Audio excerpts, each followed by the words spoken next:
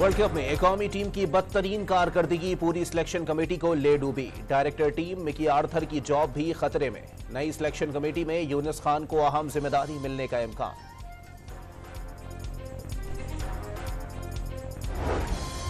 Chairman management committee PCB ने मुशीर खेल पंजाब वहाब रियाज, मोहम्मद हफीज और सुहेल तनवीर से मशावरत मुकम्मल कर ली।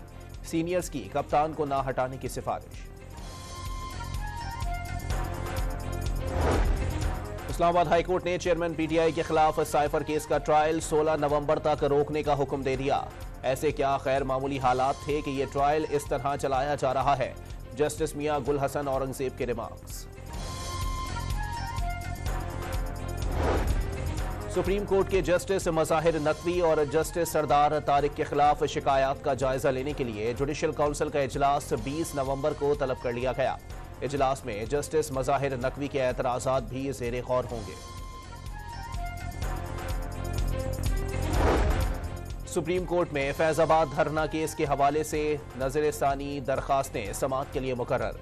चीफ जस्टिस फायज ईसा की सरबराही में 3 रुकनी बेंच कल समाअत करेगा। सुप्रीम कोर्ट ने फैज हमीद के खिलाफ दरखास्त निपटाने का तहरीरी फैसला जारी कर दिया। फैज हमीद पर संगीन इल्जामात आयद किए गए। वजारत दिफा समेत मुतालिका फोरम शिकायत पर कानून के मुताबिक कार्रवाई करे। फैसले का मतन। मियां नवाज शरीफ समेत मरकजी लीगी कयादत की कोयटा में डेरे। बलूचिस्तान की सियासी शख्सियात की निजी होटल आमद का सिलसिला जारी। पार्टी में शमूलियत का ऐलान मुतवक्के।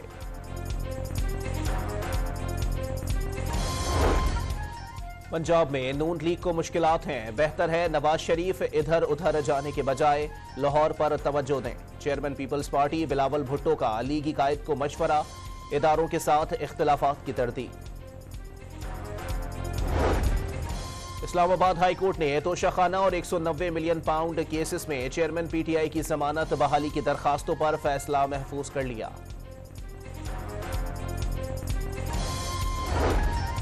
सेनेट इजलास के दौरान कायमा कमेटियों के इजलास न बुलाने के अहकामात पर तहफ़्फ़ुज़ात का इजहार। कमेटी चेयरमैनों ने चेयरमैन सेनेट से फैसले पर नज़र-ए-सानी का मुतालबा कर दिया। इजलास पर पाबंदी समझ से बालातर करार। जब तक अमन व अमान की सूरत हाल ठीक नहीं होगी, बाहर से सरमाया नहीं आएगा। कराची को अमन का गहवारा बनाएंगे। वज़ीर दाखिला सिंध हारिस नवाज की प्रेस कॉन्फ्रेंस।